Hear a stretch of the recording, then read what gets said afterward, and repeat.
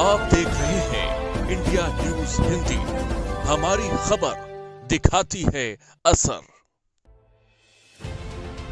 नमस्कार, आप देख रहे हैं इंडिया न्यूज हिंदी और आपके साथ मैं हूं विष्णु शर्मा।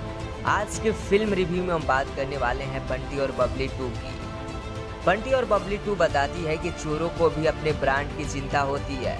चोर चोरी से जाते हैं मगर हेरा फेरी से नहीं। आपने बंटी और बबली 2005 में भी देखी थी, तो 16 साल बाद आ रही आगे की कहानी में भी आपकी दिलचस्पी होगी। इतने वर्षों से दुनिया बदल गई, बंटी बबली भी बदल गए, लेकिन इनकी कहानी और इनके अंदाजे बयां में कुछ नहीं बदला, क्योंकि बॉलीवुड के कथित दिग्गजों के पास बदले वक्त की कहानियों का सूखा है। वे एसी कमरे और लग्जरी कार में बैठे सिर्फ आसपास की वह ठंडी दुनिया देख रहे हैं, जहां कहानियों की फफूंद लग गई है। बंटी और बबली की दोनों कहानियों को समांतर रखेंगे तो पहली ही बेहतर मालूम पड़ेगी, उसमें रिपीट वैल्यू है। निर्माता आदित्य चोपड़ा की बंटी और बबली 2 फिल्म पुरानी बोतल में नई शराब है। यह ब्रांड नाम की बिक्री का मामला है। यह ब्रांड के नाम की बिक्री का मामला है।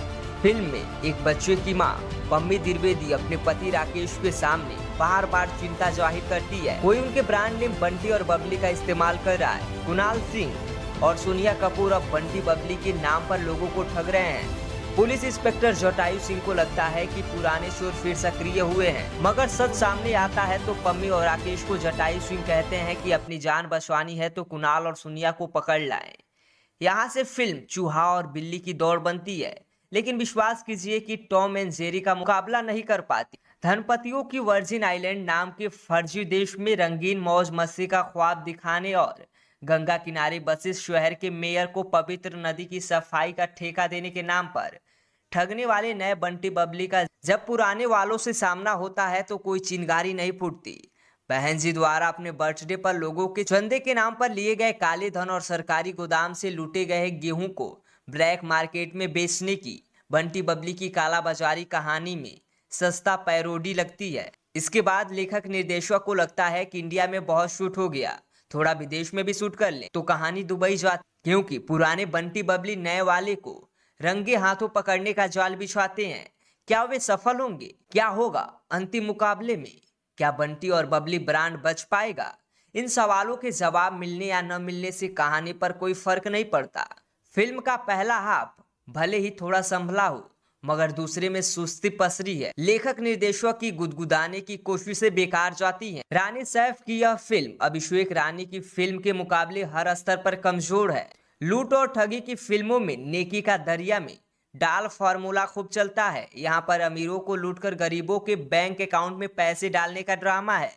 यह ऐसे प्रचार का दौर है जिसमें बताया जा रहा है कि बेरोजगार और गरीब बैंक में आ रहे मुफ्त के धन से निहाल हो रहे हैं, लेकिन जरूरी सवालों की बात कहीं रानी अब बबली नहीं लगती और सैफ को लंबे अनुभव से सीखते हुए उन्हें अब नए बैनरों और नए निर्माता और निर्देशकों के साथ काम करना चाहिए जो सिनेमा की दिशा बदलने की कोशिश में है। पंकज त्रिपाठी बढ़िया है। पहली फिल्म वाले दशरथ सिंह बेजोड़ हैं, यहाँ पर खूब याद आते हैं। बंटी और बबली की सफलता में बढ़िया गीत संगीत का बड़ा योगदान था। वहां पर गुलजार के शब्द थे, जहां गीत संगीत रेत की तरह सिर पर गिरता है। यशराज बैनर की कुछ फिल्मों के सहायक के रूप में जुड़े रहे। वरुण वी शर्मा को बतौर निर्देशक यहाँ ब्रेक मिलता है, लेकिन वह कुछ ऐसा नहीं कर पाते कि छाप अलग दिखे। गली बॉय वाले सिद्धांत चतुर्वेदी एक्टिंग के बजाय स्टाइल में ज्यादा हैं। एक समय यशराज से बतौर हीरोइन लॉन्च होना बड़ी बात थी। स्वरवरी बाग के डेब्यू में कोई धमक नहीं है।